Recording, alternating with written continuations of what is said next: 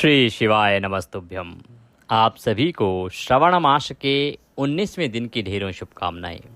प्रिय भक्तों, आज सावन के महीने का 19वां दिन है और आप सुनेंगे श्रावण मास महात्म्य में 19वें दिन की कथा, 19वां अध्याय। हमने पिछले अध्याय में जाना कि किस प्रकार से भगवान शंकर के 11 रुद्र अवतार हुए, किस प्रकार से भगवान का हनुमत अवतार हुआ और विशेष रूप से शिव जी का दुर्वासा अवतार जो बड़ा ही महत्वपूर्ण था। शिव जी ने महाकाल के रूप में किस प्रकार से 10 अवतार धारण किए और 11 रुद्र अवतारों का वर्णन भी हमने पिछले दिनों में सुना है। अब जो वर्णन आ रहा है बड़ा ही महत्वपूर्ण वर्णन है।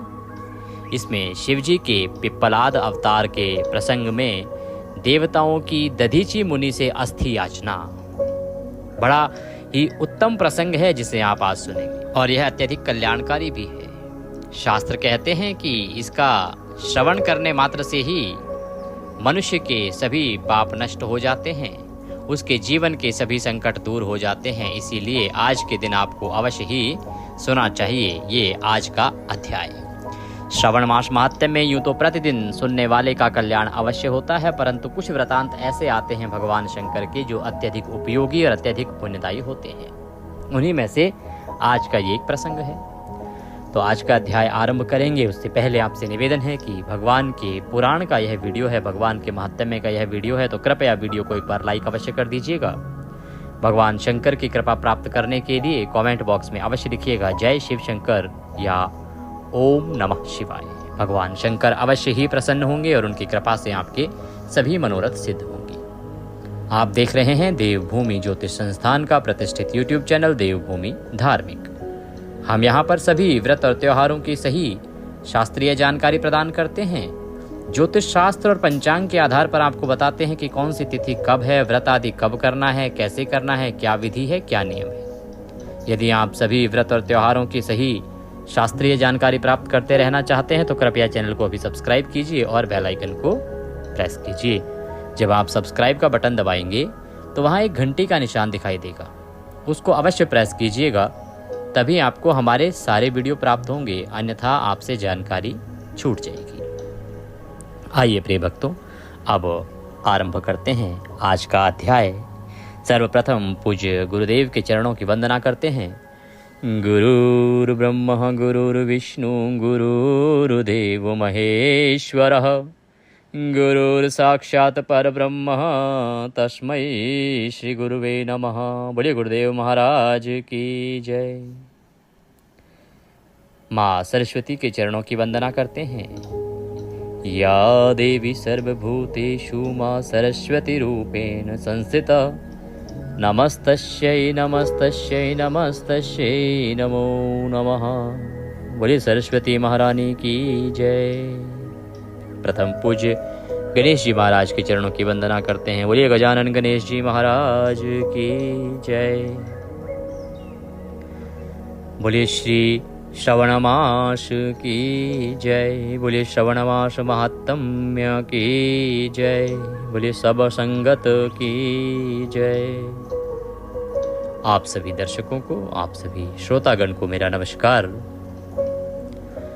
आज का अध्याय आरंभ करते हैं। सनत कुमार जी और नंदीश्वर के बीच में वृतांत चल रहा है। नंदीश्वर भगवान शंकर के महात्म्य को सुना रहे हैं। तो नंदीश्वर कहते हैं कि महाबुद्धिमान सनत कुमार जी, अब मैं आपको अत्यंत ही आह्लाद पूर्वक महेश्वर के पिप्पलाद नामक परम उत्कृष्ट अवतार का वर्णन करता हूँ। यह उत्तम आख्यान भक्त की वृद्धि करने वाला है। हे मुनीश्वर, एक समय दैत्यों ने वृत्रासुर की सहायता से इंद्र आदि समस्त देवताओं को पराजित कर दिया। तब उन सभी देवताओं ने सहसा ही दधीची के आश्रम में अपने अपने अस्त्रों को फेंककर तत्काल ही हार मान ली। तत्पश्चात मारे जाते हुए वे इंद्र सहित संपूर्ण देवता तथा देवऋषि शीघ्र ही ब्रह्मलोक में जा पहुंचे और वहां ब्रह्मा जी से उन्होंने अपना दुखड़ा कह सुनाया।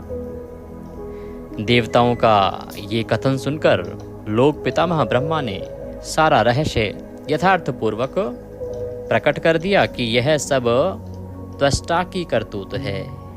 त्वष्टा ने ही तुम लोगों का वध करने के लिए तपस्या द्वारा इस महातेजस्वी वृत्रासुर को उत्पन्न किया है। यह दैत्य महान आत्मबल से संपन्न तथा समस्त दैत्यों का अधिपति है। अतः अब ऐसा प्रयत्न करो जिससे इसका वध हो सके। बुद्धिमान देवराज, मैं धर्म के कारण इस विषय में एक उपाय बतलाता हूं। सुनो, आपका वज्र वृत्रासुर के शरीर पर कोई प्रभाव नहीं दिखा पाएगा। जो दधीची नाम वाले महामुनि हैं ना, वे तपस्वी और जितेंद्रिय हैं, बड़े तपस्वी हैं और उन्होंने सभी इंद्रियों को जीत रखा है। उन्होंने पूर्व काल में शिवजी की समाराधना करके वज्र शरीर की अस्थियां हो जाने का वर प्राप्त किया है। उन्होंने भगवान शंकर की कठिन तपस्या की और उस तपस्या से जब भगवान शंकर प्रसन्न हुए तो भगवान शंकर से उन्होंने वरदान मांगा कि उनकी जो अस्थियां हैं, जो उनकी हड्डियां हैं शरीर की, वो सब की सब वज्र के समान हो जाएं। वज्र के समान अर्थात इतनी सख्त, इतनी मजबूत, इतनी ताकतवर हो जाएं कि कभी टूटे ही ना। अतः तुम लोग उनसे उनकी हड्डियों के लिए याचना करो। ब्रह्मदेव कहते हैं कि आप लोग जाओ ऋषि दधीची के पास और उनसे उनकी हड्डियां मांगो शरीर की। वो बड़े ही पुण्यात्मा हैं। देवताओं की मदद के लिए वो अवश्य ही अपनी हड्डियां आपको दान दे देंगे। और फिर उन अस्थियों से वज्र दंड का निर्माण करके तुम निश्चय ही उससे वृत्रासुर को मार डालना। उन अस्थियों से जो हथियार बनेगा, वज्रदंड कहेंगे उसको, वो बनाना और उससे वृत्रासुर निश्चित रूप से तुम्हारे हाथों मारा जाएगा। क्योंकि जो दधीची की हड्डियां हैं उन्हें तो वरदान है, वो कभी टूट नहीं सकती, क्षीण नहीं हो सकती। तो नंदीश्वर जी कहते हैं कि मुने, ब्रह्मा का यह वचन सुनकर इंद्र देवगुरु बृहस्पति तथा देवताओं को साथ ले तुरंत ही दधीची ऋषि के उत्तम आश्रम पर आए। वहां इंद्र ने सुवर्चा सहित दधीची मुनि का दर्शन किया और आनंद पूर्वक हाथ जोड़कर उन्हें नमस्कार किया। फिर देवगुरु बृहस्पति तथा अन्य देवताओं ने भी नम्रता पूर्वक उन्हें सिर झुकाया। दधीची मुनि विद्वानों में श्रेष्ठ थे। वे तुरंत ही उसके अभिप्राय को ताड़ गए, समझ गए। तब उन्होंने अपनी पत्नी सुवर्चा को अपने आश्रम से अन्यत्र भेज दिया। उन्होंने अपनी पत्नी को कहीं और भेज दिया, क्योंकि वो समझ गए थे कि ये देवता किस लिए आए हैं। तत्पश्चात देवताओं सहित देवराज इंद्र, जो स्वार्थ साधने में बड़े दक्ष हैं, इंद्र जो हैं बहुत ही स्वार्थी देवता हैं, ये सदा अपने स्वार्थ की ही चिंता करते हैं। आज के समय में इसको हम सेल्फिश कहते हैं ना। आज के अगर समय की बात करें तो सेल्फिश जो है, यही शब्द प्रचलित है, इंग्लिश में इसको सेल्फिश ही कहते हैं। तो जो देवराज इंद्र हैं वो बहुत ही सेल्फिश किस्म के देवता हैं और पुराण भी यही कहते हैं कि वो स्वार्थ साधने में बड़े ही दक्ष हैं। अर्थशास्त्र का आश्रय लेकर मुनिवर से बोले, अब सीधा तो मांग नहीं सकते भगवान से, जो ऋषि हैं उनसे सीधा तो मांग नहीं सकते कि भाई अपनी अस्थियां दे दो, हमें आवश्यकता है। तो उन्होंने अर्थशास्त्र का आश्रय लिया, सहारा लिया। इंद्र ने क्या कहा? इंद्र कहने लगे, मुने, आप महान शिव भक्त, दाता तथा शरणागत रक्षक हैं। आप महान शिव भक्त तो हैं ही, साथ ही आप महान दाता भी हैं और शरणागत रक्षक भी हैं, अर्थात जो आपकी शरण में आता है उसकी आप रक्षा करते हैं। इसलिए हम सभी देवता तथा देवऋषि त्वष्टा द्वारा अपमानित होने के कारण आपकी शरण में आए हैं। तो हम जो देवतागण हैं अब आपकी शरण में आए हैं, क्योंकि हम त्वष्टा से अपमानित हैं। त्वष्टा ने हमें अपमानित किया, ये राक्षस है। विप्रवर, आप अपनी वज्रमयी अस्थियां हमें प्रदान कीजिए, क्योंकि आपकी हड्डी से वज्र का निर्माण करके मैं उस देवद्रोही का वध करूंगा। इंद्र के यूं कहने पर परोपकार परायण दधीची मुनि ने अपने स्वामी शिव का ध्यान किया और भगवान शिव का ध्यान करके अपना शरीर छोड़ दिया, अपने प्राण त्याग दिए। उनके समस्त बंधन नष्ट हो चुके थे, अतः वे तुरंत ही ब्रह्मलोक को चले गए। परम धाम की प्राप्ति हुई उन्हें। उस समय वहाँ पुष्पों की वर्षा होने लगी। सभी लोग आश्चर्यचकित हो गए। तदंतर इंद्र ने शीघ्र ही सुरभि गो को बुलाकर उस शरीर को चटवाया और उन हड्डियों से अस्त्र निर्माण करने के लिए विश्वकर्मा को आदेश दिया, क्योंकि सभी निर्माण के कार्य कौन देखता है? विश्वकर्मा। आप सोचिए कितने महान ऋषि थे ऋषि दधीची, इतने बड़े तपस्वी, इतना उनका मान सम्मान, भगवान शंकर के सर्वोत्तम प्रिय, जिनको इतना बड़ा वरदान। जैसे ही उन्हें पता लगा कि देवताओं को मेरी सहायता की आवश्यकता है, तो सोचिए ना, साधारण सहायता नहीं है, अपने प्राण त्याग देना बिना किसी स्वार्थ के, कितना बड़ा त्याग है ये। कौन कर सकता है आज के समय में? उस समय में भी कौन ही कर पाता था? ऋषि दधीची जैसे कहाँ उदाहरण मिलेंगे कि जिन्होंने अपनी भार्या, अपनी धर्मपत्नी को भी आश्रम से पहले ही दूर भेज दिया, जिससे कि वो देवताओं के हित के लिए, इस संसार के हित के लिए अपने प्राणों की बलि दे दी। इस प्रकार ऋषि दधीची ने जो त्याग किया, इसके लिए ऋषि दधीची के लिए बारंबार आपको प्रणाम करना चाहिए। बोलिए परम परमेश्वर दधीची महाराज की जय। ऐसे ऋषियों के कारण ही हमारा जो धर्म है वो आगे बढ़ा है।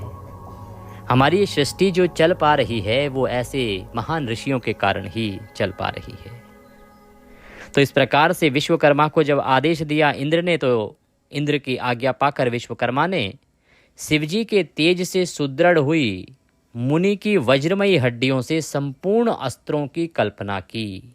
इस प्रकार से उन्होंने कोई एक अस्त्र नहीं बनाया, ऋषि दधीची की हड्डी से कोई एक अस्त्र नहीं बनाया, अनेकों अस्त्र बने। जो इंद्र का जो वज्र है वो उसी समय निर्मित हुआ था। तो अब आप आगे वर्णन आएगा कथा में कि किस किस हड्डी से किस किस हथियार का निर्माण हुआ। विश्वकर्मा ने रीढ़ की हड्डी से वज्र और ब्रह्मशिर नामक बाण बनाया।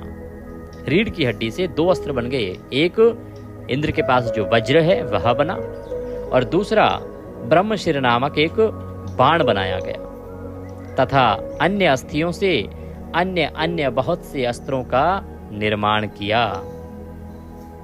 तब शिवजी के तेज से उत्कर्ष को प्राप्त हुए इंद्र ने उस वज्र को लेकर क्रोध पूर्वक वृत्रासुर पर आक्रमण कर दिया।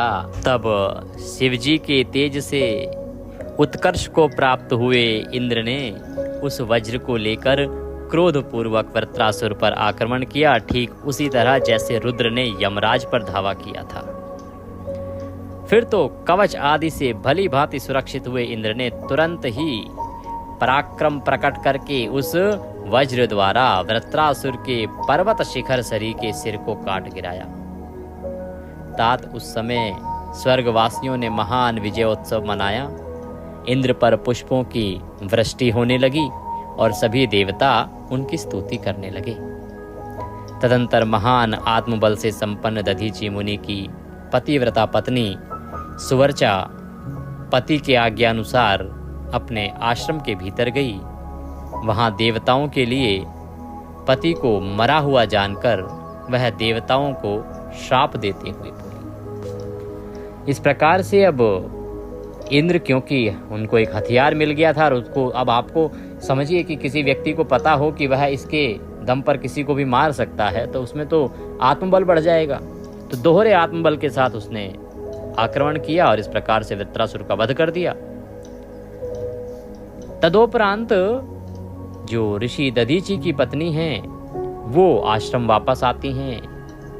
उन्हें पता लगता है कि देवताओं के लिए मेरे पति ने, मेरे स्वामी ने अपने प्राण त्याग दिए हैं, तो वह बहुत क्रोधित होती हैं और देवताओं को श्राप दे देती हैं। क्या श्राप देती हैं? सुवर्चा ने कहा, अहो, इंद्र सहित ये सभी देवता बड़े दुष्ट हैं। और अपना कार्य सिद्ध करने में निपुण, मूर्ख तथा लोभी हैं। इसलिए ये सब के सब आज से मेरे शाप से पशु हो जाएं। इस प्रकार उस तपस्वी मुनि पत्नी सुवर्चा ने उन इंद्र आदि समस्त देवताओं को श्राप दे दिया।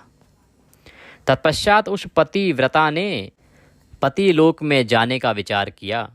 फिर तो मनस्विनी सुवर्चा ने परम पवित्र लकड़ियों द्वारा एक चिता तैयार की। उसी समय शंकर जी की प्रेरणा से सुखदायिनी आकाशवाणी हुई। वह उस मुनि पत्नी सुवर्चा को आश्वासन देते हुए बोली, क्योंकि उसने अब यह निश्चय किया कि वह देह त्याग देगी, अग्नि को अपना शरीर समर्पित करके और अपने स्वामी के पास जाएंगी, अपने पति के पास जाएंगी। अब क्योंकि जो ऋषि थे वो भगवान शंकर के परम भक्त थे, अतः भगवान शंकर के आदेश से वहां एक आकाशवाणी हुई। आकाशवाणी में कहा, प्राज्ञे, ऐसा साहस मत करो, मेरी उत्तम बात सुनो। देवी, तुम्हारे उदर में मुनि का तेज वर्तमान है, तुम उसे यत्न पूर्वक उत्पन्न करो। पीछे तुम्हारी जैसी इच्छा हो वैसा करना, क्योंकि शास्त्र का ऐसा आदेश है कि गर्भवती को अपना शरीर नहीं जलाना चाहिए, अर्थात सती नहीं होना चाहिए। जो ऋषि पत्नी थी वो उस समय गर्भवती थी, अतः आकाशवाणी ने उन्हें इस प्रकार से पुनः याद दिलाया कि उनका क्या धर्म बनता है।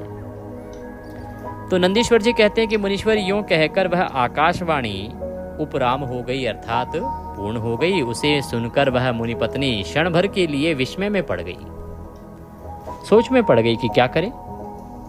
परंतु उस सती साध्वी सुवर्चा को तो पति लोक की प्राप्ति ही अभीष्ट थी, अतः उसने बैठकर पत्थर से अपने उदर को विदीर्ण कर डाला।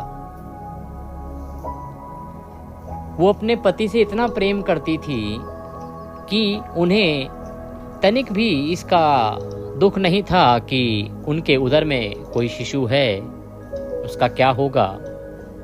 उन्हें अपने पति से लगन थी, उन्हें अपने पति से मिलना था और उनके लिए सती होना था। अतः वह उस निर्णय से विचलित नहीं हुई किंचित भी।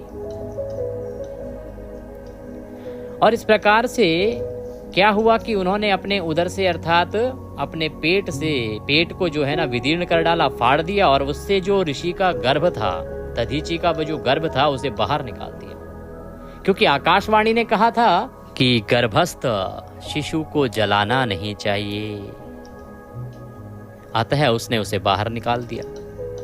जब वह बाहर निकल आया, उसका शरीर परम दिव्य और प्रकाशमान था तथा वह अपनी प्रभा से दशों दिशाओं को उद्भासित कर रहा था। बहुत ही तेजस्वी संतान थी वह। तात दधीचि के उत्तम तेज से प्रादुर्भूत हुआ वह गर्भ अपनी लीला करने में समर्थ साक्षात रुद्र का अवतार था। वह कोई साधारण जीव नहीं था, वह स्वयं रुद्र थे। मुनि प्रिया सुवर्चा ने दिव्य स्वरूपधारी अपने उस पुत्र को देखकर मन ही मन समझ लिया कि यह रुद्र का अवतार है।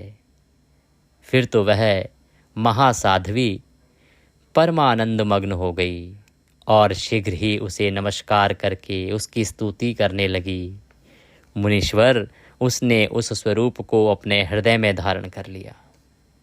तदंतर पति लोक की कामना वाली विमलेक्षणा माता सुवर्चा मुस्कुराकर अपने उस पुत्र से परम स्नेह पूर्वक बोली। सुवर्चा ने कहा, तात परमेशान, तुम इस अश्वत्थ वृक्ष के निकट चिरकाल तक स्थित रहो। महाभाग, तुम समस्त प्राणियों के लिए सुखदाता हो और अब मुझे प्रेम पूर्वक पति लोक में जाने के लिए आज्ञा दो। वहां पति के साथ रहती हुई मैं रुद्र रूपधारी तुम्हारा ध्यान करती रहूंगी। इस प्रकार से वह माता अपने पुत्र को कहती हैं, आदेश देती हैं। आप सोचिए, यहाँ जो ऋषि दधीचि का त्याग है उसे देखिए और उनकी पत्नी का त्याग देखिए। उनकी अपने पति से लगन है, न केवल जीव अपने प्राण दे रही हैं, वरन उन्होंने अपने पेट को विदीर्ण कर दिया। और जब ज्ञात हुआ कि उनके गर्भ से जो शिशु निकला है वो कोई साधारण नहीं है, वह तो भगवान रुद्र का अवतार है। पर उनके मन में किसी प्रकार का वो भाव नहीं आया कि ठीक है, भगवान मेरे घर प्रकट हुए हैं, अब तो मैं अलग ही आनंद में रहूंगी। आप सोचिए, आज कोई महिला हो और उसको पता लगे उसके गर्भ से प्राइम मिनिस्टर पैदा हो रहा है, तो वो तो सब भूल जाएंगी, कहेंगी ठीक है, मेरा तो भविष्य सुनहरा हो गया, मेरा बेटा प्राइम मिनिस्टर बनेगा। पर वह पति परायणा स्त्री थी। उन्होंने कहा, पुत्र तुम सदा सुरक्षित रहो। हाँ, तुम्हें तो अब आवश्यकता भी नहीं है, क्योंकि तुम स्वयं परम तेज में हो, स्वयं रुद्र हो, तो अब तुम मेरे बिना भी पल सकते हो। मैं तुम्हें खूब आशीर्वाद देती हूँ, तुम फलो फूलो इस दुनिया का उद्धार करो, और मैं वहाँ अपने स्वामी के साथ तुम्हारा स्मरण करती रहूंगी, तुम्हारा ध्यान करती रहूंगी, क्योंकि तुम हमारे आराध्य के स्वरूप हो। नंदीश्वर कहते हैं, मुने साध्वी सुवर्चना ने अपने पुत्र से यूं कहकर परम समाधि द्वारा पति का ही अनुगमन किया। जैसे उनके पति ने अपना शरीर त्यागा था, उसी प्रकार से अपना शरीर त्याग दिया। मुनिवर इस प्रकार दधीची पत्नी सुवर्चा शिवलोक में पहुंचकर अपने पति से जा मिली और आनंद पूर्वक शंकर जी की सेवा करने लगी। तात इतने में ही हर्ष से भरे हुए इंद्र सहित समस्त देवता मुनियों के साथ आमंत्रित हुए की तरह शीघ्रता से वहां आ पहुंचे। तब प्रसन्न बुद्धि वाले ब्रह्मा ने उस बालक का नाम पिप्पलाद रखा। फिर सभी देवता महोत्सव मनाकर अपने अपने धाम को चले गए। तदंतर महान ऐश्वर्यशाली रुद्रावतार पिप्पलाद उसी अश्वत्थ के नीचे लोकों की हित कामना से चिरकालिक तप में प्रवृत्त हुए। लोकाचार का अनुसरण करने वाले पिप्पलाद का यूं तपस्या करते हुए बहुत बड़ा समय व्यतीत हो गया। तदंतर पिप्पलाद ने राजा अरण्यक की कन्या पद्या से विवाह करके तरुण हो गए और उसके साथ विलास किया। उन मुनि के 10 पुत्र उत्पन्न हुए, जो सब के सब पिता के ही समान महात्मा, उग्र और तपस्वी थे। वे अपनी माता पद्या के सुख की वृद्धि करने वाले हुए। इस प्रकार महाप्रभु शंकर के लीला अवतार मुनिवर पिप्पलाद ने महान ऐश्वर्यशाली तथा नाना प्रकार की लीलाएं की। उन कृपालु ने जगत में शनैश्चर की पीड़ा को, जिसका निवारण करना सबकी शक्ति के बाहर था, उसको देखकर लोगों को प्रसन्नता पूर्वक यह वरदान दिया कि जन्म से लेकर 16 वर्ष तक की आयु वाले मनुष्यों को तथा शिव भक्तों को शनि की पीड़ा नहीं हो सकती। ये ऋषि पिप्पलाद ही थे जो स्वयं शंकर अवतार थे, और उन्होंने ही मानव जाति को यह वरदान दिया था। तो आपका ये आज ज्ञानवर्धन हुआ होगा। हो सकता है आप में से बहुत से लोग पहले भी जानते हो कि 16 वर्ष तक शनि जो हैं उनका प्रभाव किसी पर नहीं रहता, क्योंकि बाल्यावस्था है। उस बालक का क्या दोष, वो तो होश में ही नहीं है। तो इसीलिए शनि का कोई भी प्रभाव, किसी प्रकार का कुप्रभाव, चाहे ढैया आए, 7.5 आए, बालक पर नहीं होता है। और यदि कोई ब्राह्मण पंडित आपको इस प्रकार कहते हैं कि अभी 7.5 चल रही है बालक की, तो आपको ये करना चाहिए, तो वो भ्रमित कर रहे हैं या उनको थोड़ा और ज्ञान अर्जन करने की आवश्यकता है। ये वर्णन पुराणों में है। इसका वर्णन आपको शिव महापुराण में भी सुनने को मिलेगा। ये पिप्पलाद जो शंकर अवतार हैं उनका वचन है। और दूसरा, जो शिव भक्त हैं उनको भी शनि पीड़ा नहीं सताती है। यदि कहीं शनि मेरे वचन का अनादर करें और अनादर करके उन मनुष्यों को पीड़ा पहुंचाएगा, तो वह निसंदेह भस्म हो जाएगा। यह पिप्पलाद ने प्रतिज्ञा की थी कि यदि शनि ने मेरी अवज्ञा की, क्योंकि मैंने कहा कि इस अवस्था को कभी शनि प्रभावित ना करे, अगर फिर भी उसने ऐसा किया तो वह तुरंत ही मेरे तेज से भस्म हो जाएगा। तात इसलिए उस भय से भीत हुआ ग्रह श्रेष्ठ शनिश्चर विकृत होने पर भी वैसे मनुष्यों को कभी पीड़ा नहीं पहुंचाता। मुनिवर, इस प्रकार मैंने लीला से मनुष्य का रूप धारण करने वाले पिप्पलाद का उत्तम चरित्र तुम्हें सुना दिया। यह संपूर्ण कामनाओं को पूर्ण करने वाला गाधि, कौशिक, महामुनि, पिप्पलाद, ये तीनों स्मरण किए जाने पर शनैश्चर जनित पीड़ा का नाश कर देते हैं। हे मुनिवर, वे जो मुनि दधीची हैं, जो परम ज्ञानी सत्पुरुषों के प्रिय तथा महान शिव भक्त थे, वो धन्य हैं जिनके यहाँ स्वयं आत्मज्ञानी महेश्वर पिप्पलाद नामक पुत्र उत्पन्न हुए। तात यह आख्यान निर्दोष स्वर्गप्रद कुग्रह जनित दोषों का संहारक और संपूर्ण मनोरथों का पूरक और शिव भक्त की विशेष वृद्धि करने वाला है। जो इस आख्यान को सुनता है, भगवान शंकर की कृपा से उसके घर में उत्तम संतान का जन्म होता है और वह भगवान शंकर की विशेष कृपा प्राप्त करता है। बोलिए शंकर भगवान की जय। इसी के साथ आज का यह उत्तम पिप्पलाद नामक अध्याय संपूर्ण हुआ। आज के पुराण को हम यहीं विराम देंगे। कल हम सुनेंगे आगे का वृतांत, आगे की कथा। प्रिय भक्तों, श्रवण मास महात्म्य के साथ आपको अवश्य ही सुननी चाहिए श्री शिव महापुराण, क्योंकि सावन के महीने में शिव महापुराण सुनने का भगवान शंकर ने बहुत अधिक पुण्य बताया है। और शिव महापुराण आप हमारे चैनल पर सुन रहे हैं। सुबह 7:45 पर हमारा वीडियो आता है, तो आप उसे अवश्य सुनिएगा, अवश्य देखिएगा। शिव महापुराण में बहुत ही महत्वपूर्ण प्रसंग चल रहा है और ऐसे ऐसे प्रसंग सुनने को मिलेंगे जो आपको सामान्यतः जो 7 दिन की आप जब सुनते होंगे महापुराण, तो उसमें नहीं सुनने को मिलते होंगे, क्योंकि 7 दिन में जो आचार्य हैं उनके पास समय सीमा है, उनको 7 दिन में ही पूरी करनी है। तो वो जो मेन जो मुख्य आख्यान है उन्हीं को सुनाते हैं। हमें पूरे 1 महीने तक आपको सुनाना है, तो हम पूरी शिव महापुराण आपको सुना रहे हैं। उसमें नए आख्यान आ रहे हैं जो आपने कभी सुने भी नहीं होंगे और बड़ा ही कल्याणकारी हैं। तो आप अवश्य सुनिए शिव महापुराण हमारे चैनल देवभूमि पर। आप सर्च कर सकते हैं शिव महापुराण बाय देवभूमि, आपको अवश्य मिल जाएगा। चैनल पर नए हैं तो सब्सक्राइब कर लीजिए, बेल आइकन को प्रेस कर लीजिए, जिससे कि आप हमारे सभी वीडियो प्राप्त कर सकें। साथ ही चातुर्मास चल रहा है, इसको ना भूलिएगा। और चातुर्मास में भगवान विष्णु कहते हैं कि जितना मेरी कथाओं को सुनोगे, जितना मेरे अध्याय सुनोगे, जितना महात्म्य सुनोगे, उतना कल्याण होगा। और हम आपके लिए प्रतिदिन सुना रहे हैं चातुर्मास महात्म्य, जो यूट्यूब पर बड़ा कम मिलेगा आपको, क्योंकि 120 दिन तक महात्म्य सुनाना कोई सरल कार्य नहीं है। तो आप अवश्य सुने चातुर्मास महात्म्य। प्रतिदिन हम आपके लिए वीडियो लेके आते हैं सुबह 6:15 बजे। वीडियो उपलब्ध है, कभी भी आप दिन में सुन सकते हैं, देख सकते हैं, तो अवश्य देखिएगा। भगवान शंकर की कृपा सबको प्राप्त हो। हर हर महादेव।